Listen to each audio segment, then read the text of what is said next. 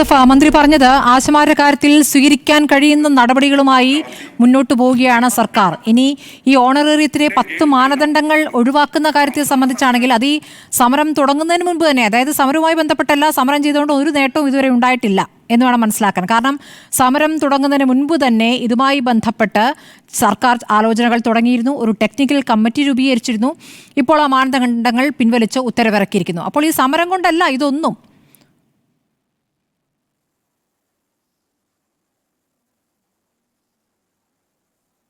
ഇവിടെ BJPയുടെ പ്രതിനിധി വലിയ സാരോപദേശമാണ് നൽകിയിരിക്കുന്നത്. വലിയ ചോദ്യങ്ങൾ, ഗംഭീര ചോദ്യങ്ങളാണ് ഉന്നയിച്ചിരിക്കുന്നത്. നമ്മുടെ രാജ്യത്ത് കർഷകരുടെ സമരം നടന്നു.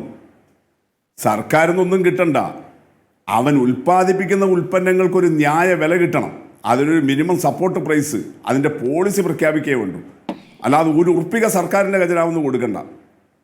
ആ സമരം എത്ര കാലമാണ് നീണ്ടുപോകേണ്ടി വന്നത്? 1 വർഷത്തിലേറെ.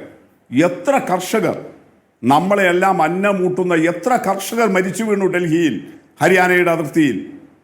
അവിടെ ഈ തണുപ്പും വലിയ കാലാവസ്ഥയുടെ കർഷകർ മരിച്ചു.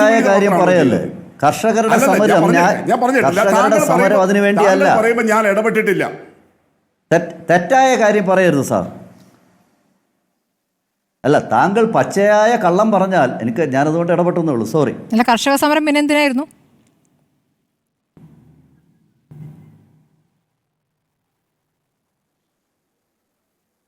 താങ്കൾ പെരും നുണകളാണ് പറഞ്ഞത്, BJPയുടെ പ്രതിനിധി. കാരണം BJP നുണയെ പറയൂ, ചരിത്രം പോലും നുണയാക്കുന്നവരാണ് നമ്മുടെ ചരിത്രം.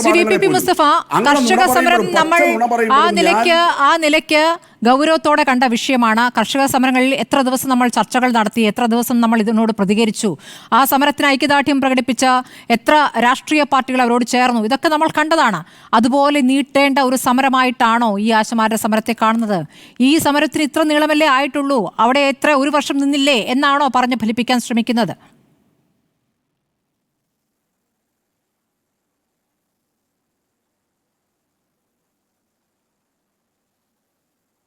BJPയുടെ പ്രതിനിധിയുടെ സാരോപദേശത്തെക്കുറിച്ചിട്ടാണ് ഞാൻ പറയുന്നത്. സമരം അത്ര നീളണമെന്നല്ല ഞാൻ പറഞ്ഞത്. അങ്ങനെയുള്ളവരുടെയൊക്കെ സാരോപദേശം ഒരു തടസ്സവുമില്ലാതെ, അവതാരകയുടെ ഒരു തടസ്സവുമില്ലാതെ പച്ച നുണകളായി പെയ്തു വീഴുകയായിരുന്നു. അവിടെ മന്ത്രി പോയിട്ട്, മന്ത്രിയും മന്ത്രിയുടെ പുത്രനും പോയിട്ട്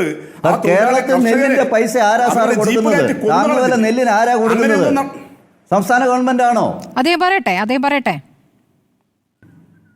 നിങ്ങൾ കള്ളം അല്ല, അദ്ദേഹം കള്ളങ്ങൾ നിരത്തുമ്പോൾ എങ്ങനെ സ്മൃതി ഇടപെടാതിരിക്കുക? കേരളത്തിൽ നെല്ലിൻ്റെ വില ആരാ കൊടുക്കുന്നത്? നിങ്ങൾ ആശമാരുടെ സമരം പറഞ്ഞപ്പോൾ നെല്ലിൻ്റെ കാര്യത്തിലേക്ക് അല്ലെങ്കിൽ കർഷകരുടെ കാര്യത്തിലേക്ക് പോയതിൻ്റെ കാര്യം ഞങ്ങൾക്ക് മനസ്സിലായി. ഈ അരിയാഹാരം കഴിക്കുന്ന എല്ലാവർക്കും ബോധ്യമാകും.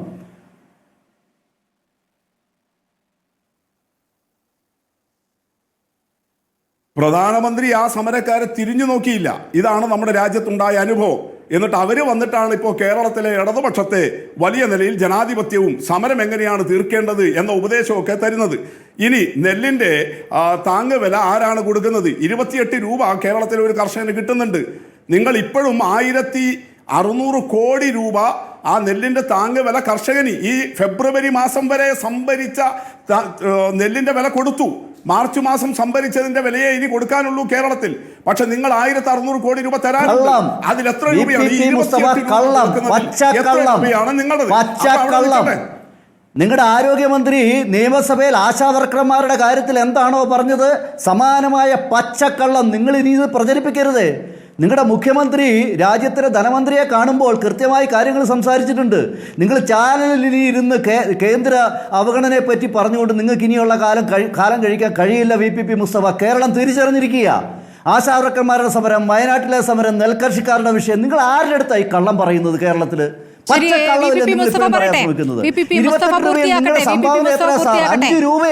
അഞ്ച് രൂപയാ നിങ്ങൾ കൊടുക്കുന്നത്. നമുക്ക് ആശാ സമരത്തിലേക്കാണ് വരേണ്ടത്. അല്ല, അദ്ദേഹത്തോട് ആശാവർക്കർമാര് അവർക്ക് അവരുടെ സമീപനം പറയാൻ പറയൂ. ഈ സമരവുമായി ബന്ധപ്പെട്ട് സമരത്തിന് മുൻപ് തന്നെ ഈ 10 മാനദണ്ഡങ്ങൾ ഒഴിവാക്കുന്ന കാര്യത്തിൽ ഒരു ആലോചന സർക്കാർ നടത്തിയിരുന്നെന്നും അതിന്റെ ഭാഗമായിട്ട് ഒരു തീരുമാനം എടുക്കുകയായിരുന്നു എന്നൊക്കെ മന്ത്രി വിശദീകരിക്കുകയാണ്. പിന്നെ എന്താണ് ഇവരുടെ കാര്യത്തിൽ പരിഗണിക്കുന്നത്? എന്താണ് ഇവർ പറയുന്നതിൽ എന്ത് കാര്യമാണ് കേൾക്കുന്നത് സർക്കാർ?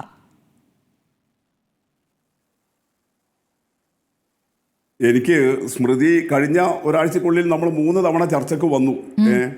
അപ്പോൾ ഒരു പ്രയാസകരമായ അനുഭവം, ഒരു ജനാധിപത്യ മര്യാദ വേണം. നിങ്ങൾ സംസാരിക്കുമ്പോൾ ഞാൻ ഇടപെടുന്നില്ല. അത് നിങ്ങളെല്ലാം പറയുന്നത് വളരെ വസ്തുതാപരവും ഒരു സത്യസന്ധവുമായതുകൊണ്ടല്ലോ. കാരണം നിങ്ങളുടെ സ്ലോട്ടിൽ നിങ്ങൾ സംസാരിക്കുമ്പോൾ ഞാൻ ഇടപെടാതിരിക്കുക, അതാണ് മര്യാദ. നിങ്ങൾ പറഞ്ഞതിൽ തെറ്റുണ്ടെങ്കിൽ, ശരിയല്ലെങ്കിൽ എനിക്ക് അനുവദിക്കുന്ന സമയത്ത് സംസാരിക്കുക. ഞാൻ അങ്ങയോട് തന്നെയാണ് ചോദിച്ചത്, അങ്ങയുടെ അവസരമാണെന്നാണ് ആവർത്തിക്കുകയും ചെയ്തത്. നമ്മുടെ വിഷയം ഇതായതുകൊണ്ടും നമ്മുടെ സമയം കുറവുള്ളതുകൊണ്ടും നമുക്ക് ഈ വിഷയത്തിൽ നിൽക്കേണ്ടതുണ്ട്. നമ്മൾ 38ാം ദിവസത്തിൽ എത്തി നിൽക്കുന്ന സമരത്തെക്കുറിച്ച് ചർച്ച ചെയ്യുകയാണല്ലോ.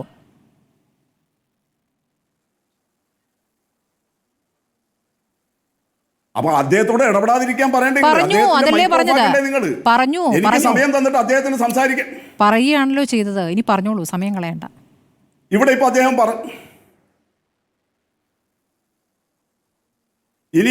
പറഞ്ഞത് കേരളത്തിന്റെ ആരോഗ്യ വകുപ്പ് മന്ത്രി കള്ളം പറയുന്നു. JP നദ്ദ എന്ന് പറയുന്ന BJPയുടെ പ്രസിഡന്റ്, കേന്ദ്ര ആരോഗ്യ വകുപ്പ് മന്ത്രി പരമസത്യം പറയുന്നു.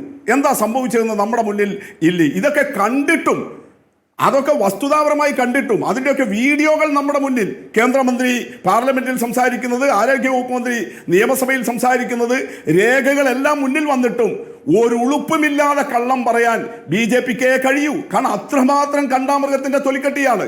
പാർലമെന്റിനകത്ത് കേന്ദ്രമന്ത്രി പറയുന്നു കേരളത്തിന് 1 രൂപയും കൊടുക്കാനില്ല ആരോഗ്യവകുപ്പ്. പാർലമെന്റിൽ രാവിലെ നടത്തി. അതിന്റെ ചൂടാറുന്നതിന് മുമ്പേ നിയമസഭയിൽ രേഖകൾ വെച്ച് കേരളത്തിന്റെ ആരോഗ്യ വകുപ്പ് മന്ത്രി പറയുന്നു, ഇതാ രേഖകൾ, യൂട്ടിലൈസേഷൻ സർട്ടിഫിക്കറ്റ് കൊടുത്തു, പണം തരുന്നില്ല. ആശമാരുടെ ഇൻസെന്റീവ് അത് 3000 രൂപയാണ് ആകെ ഫിക്സഡ് ഇൻസെന്റീവ്. അതിൽ 60% തരാനുള്ളൂ. 104 കോടി രൂപ അതുൾപ്പെടെ ദേശീയ ആരോഗ്യ ദൗത്യത്തിന്റെ ഭാഗമായി 634 കോടി രൂപ. ഇതാ 2023-24 വർഷത്തേത്, ഒറ്റ വർഷത്തേത് കിട്ടാനുണ്ട്. കണക്കുകൾ വെച്ചിട്ട് പറഞ്ഞല്ലോ.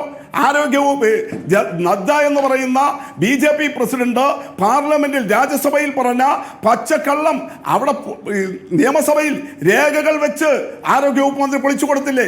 അതിന് പകരം രേഖകൾ കൊണ്ടുവരാൻ ഇന്ന് വരെ നിങ്ങൾക്ക് കഴിഞ്ഞോ? ആരോഗ്യവകുപ്പ് മന്ത്രി നിയമസഭയിൽ ടേബിൾ ചെയ്ത രേഖകൾ വസ്തുതാപരമല്ല. ഇതാ കേന്ദ്ര സർക്കാരിന്റെ കയ്യിൽ രേഖയുണ്ട്.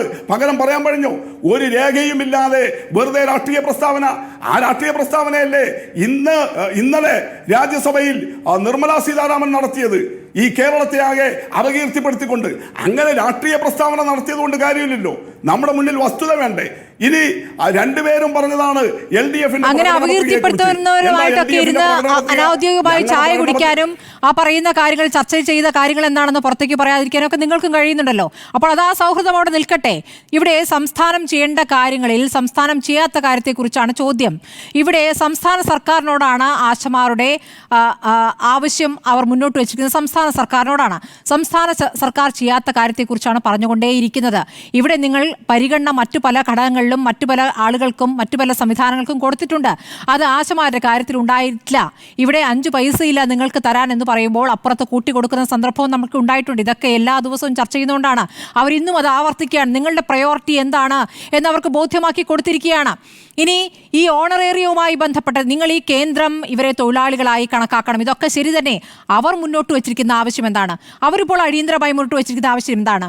ഓണറേറിയം കൂട്ടുക, 5 വർഷം ഇവർ വിരമിച്ചു കഴിഞ്ഞാൽ 5 ലക്ഷം അവർക്ക് കൊടുക്കുക. ഇതാണല്ലോ അവർ പ്രധാനമായും മുന്നോട്ട് വെച്ചത്. അതുപോലെ ഈ 10 മാനദണ്ഡങ്ങളും ഇതാണല്ലോ മുന്നോട്ട് വെച്ചത്. അപ്പോൾ ഓണറേറിയത്തിൻ്റെ കാര്യത്തിൽ മറ്റു സംസ്ഥാനങ്ങളിൽ നിങ്ങൾ തന്നെ സമരങ്ങൾക്ക് നേതൃത്വം കൊടുക്കുക.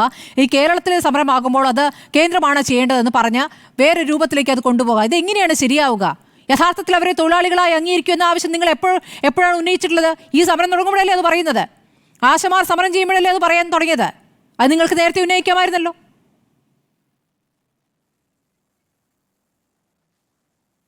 സ്മൃതി കുറച്ചുകൂടി കാര്യങ്ങൾ പഠിക്കുന്ന ഒരു മാധ്യമ പ്രവർത്തകയാവുമല്ലോ. ഇവരെ തൊഴിലാളികളായിട്ട് അംഗീകരിക്കണമെന്ന് ഇന്ത്യയിൽ തന്നെ ആദ്യം ആവശ്യപ്പെട്ടത് CITU ആണ്. അങ്ങനെ 2012-13 UPA ഗവൺമെന്റിന്റെ കാലത്ത് അന്ന് CITU, ആശമാരുടെ സംഘടന മാത്രമല്ല, CITUവിന്റെ കേന്ദ്ര കമ്മിറ്റി ഇന്ത്യൻ ലേബർ കോൺഗ്രസിൽ ഇവർ ആക്ടിവിസ്റ്റുകൾ മാത്രമാണ് ഇപ്പോഴും ബൈലോ അനുസരിച്ചിട്ട്, കേന്ദ്ര സർക്കാരിൻ്റെ മാനദണ്ഡം അനുസരിച്ചിട്ട്. എന്നിട്ട് പോലും ഇന്ത്യൻ ലേബർ കോൺഗ്രസിൽ ആശമാരുടെ പ്രശ്നം ഉയർത്തിക്കൊണ്ടുവന്ന് 2012-13 ഇന്നത്തേതിനും ഒരു ദശകം മുമ്പേ അതവിടെ രണ്ട്, കേരളത്തിൻ്റെ 2021 LDFിൻ്റെ പ്രകടന പത്രികയിൽ എന്തോ ആശമാരുടെ വേതനം 21,000 ആക്കുമെന്ന് പറഞ്ഞു എന്നാണ് പറയുന്നത്. അവർ വായിക്കാത്തതുകൊണ്ടായിരിക്കാം. കഴിഞ്ഞ ദിവസം സ്മൃതി പരുത്തിക്കാടും അരുൺകുമാറും വേണു ഇരുന്നുകൊണ്ട് നിങ്ങളുടെ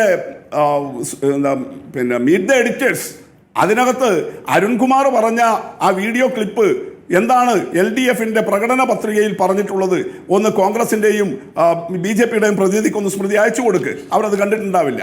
ഞങ്ങൾ പറഞ്ഞിട്ടുള്ളത് കേരളത്തിൽ ആശമാർ, അംഗനവാടിക്കാർ, സ്കൂൾ പാചക തൊഴിലാളികൾ, എല്ലാ അസംഘടിത തൊഴിലാളികളുടെയും മിനിമം വേജസ് കേരളത്തിൻ്റെ ജീവിത നിലവാരത്തിനനുസരിച്ച് 700 രൂപയാക്കണം. ഇന്ത്യയിൽ ഒരിടത്തുമില്ല കേട്ടോ. ദേശീയ തലത്തിൽ പോലും ഇപ്പോഴും 300 രൂപയിൽ താഴെയാണ് മിനിമം വേജസ്. കേരളത്തിൽ ഇപ്പോൾ തന്നെ അത് 600-നടുത്ത് എത്തിയിട്ടുണ്ട്.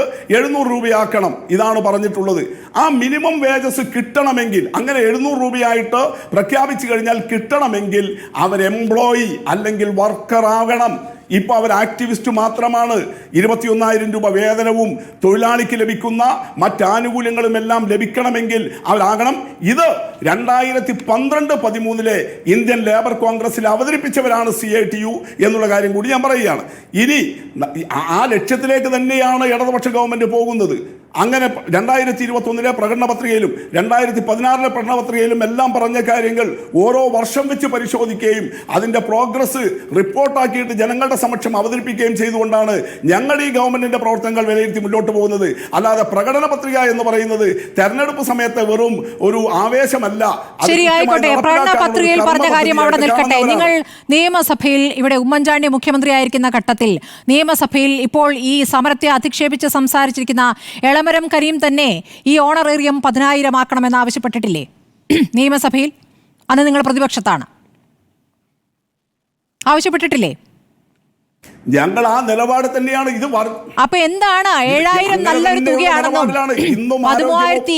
13,250 രൂപ എല്ലാവർക്കും കിട്ടുന്നുണ്ട് എന്നും ആവർത്തിച്ച് പറയുന്നതിന്റെ അടിസ്ഥാനം എന്താണ്? ആ തുക കൊണ്ട് നന്നായി ജീവിക്കുന്നുണ്ട് ഇവരെന്ന് നിങ്ങൾക്ക് പറയാമോ? നിങ്ങളിപ്പോൾ പറയുന്ന ഈ അങ്കണവാടി ജീവനക്കാരും ഇപ്പോൾ ഇറങ്ങിയല്ലോ തെരുവിൽ, അവരും ജീവിക്കാനുള്ള സമരത്തിലേക്ക് ഇറങ്ങിയല്ലോ.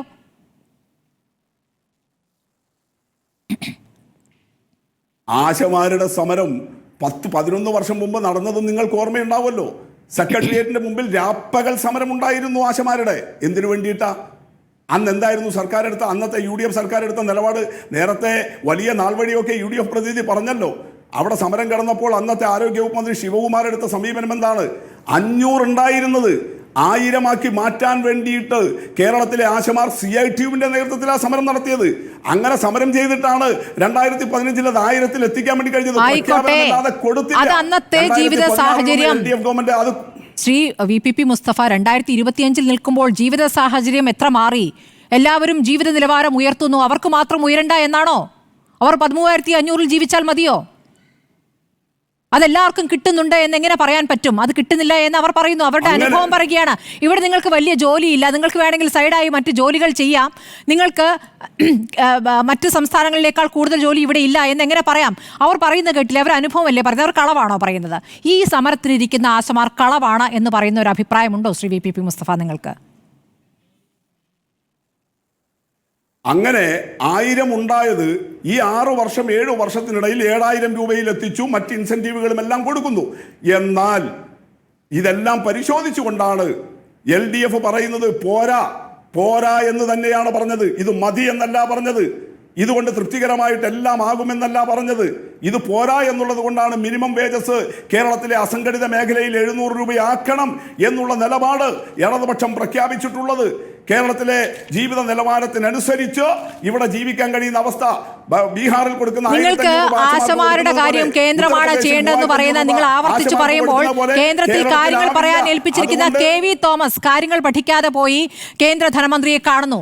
എന്നിട്ട് എന്താണ് ഇവരുടെ കണക്ക് ചോദിക്കുമ്പോൾ കണക്കറിയില്ല എന്ന് പറയുന്നു അല്ലേ?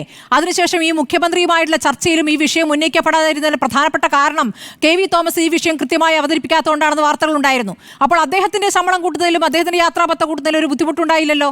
ഈ മുണ്ട് മുറുക്കിക്കൊണ്ട് അതൊക്കെ കൂട്ടിക്കൊടുക്കാൻ പറ്റിയല്ലോ. അതാണ് ഇവർ ആവർത്തിച്ച് പറഞ്ഞുകൊണ്ടിരിക്കുന്നത്. നിങ്ങളുടെ പ്രയോറിറ്റി എന്താണെന്ന് കൃത്യമായി മനസ്സിലാക്കുന്നു എന്ന്. എല്ലാം കൃത്യമായിട്ട് പറഞ്ഞു എന്ന് പറഞ്ഞ കേന്ദ്ര ആരോഗ്യ വകുപ്പ് മന്ത്രിയോട് രാജ്യസഭയിൽ കഴിഞ്ഞ 3 ദിവസമായിട്ട് പറഞ്ഞുകൊണ്ടിരിക്കുകയും അദ്ദേഹം പാർലമെന്റിനെ തെറ്റിദ്ധരിപ്പിക്കുന്ന വിധത്തിൽ എല്ലാം കേരളത്തിന് കൊടുത്തു കഴിഞ്ഞു എന്ന് പറഞ്ഞതിനെതിരെ അവകാശ ലംഘനത്തിനുള്ള പ്രമേയം അവിടെ രാജ്യസഭാ ഉപാധ്യക്ഷന്റെ പരിഗണനയിൽ നിൽക്കുകയും ചെയ്യുകയാണ്. ഇതാണ് ഇടതുപക്ഷം സ്വീകരിക്കുന്ന നിലപാട്. വാങ്ങിക്കാനുള്ളത് വാങ്ങിച്ചെടുക്കും. ഇനിയും വാങ്ങിച്ചെടുക്കാൻ വേണ്ടി അടുത്ത ആഴ്ച കേന്ദ്ര ആരോഗ്യ വകുപ്പ് മന്ത്രിയോട് അപ്പോയിന്റ്മെന്റ് ചോദിച്ചിട്ടുണ്ട് എന്ന വിവരവും ഇന്ന് ആരോഗ്യ വകുപ്പ് മന്ത്രി വെളിപ്പെടുത്തിയിട്ടുണ്ട്. വീണ ജോർജ് ശരി, അപ്പോൾ സമരത്തിനിരിക്കുകയല്ല, അവിടെ പോയി കാര്യങ്ങൾ ചോദിച്ചു വാങ്ങാമെന്നാണ് പറയുന്നത്. ശരി,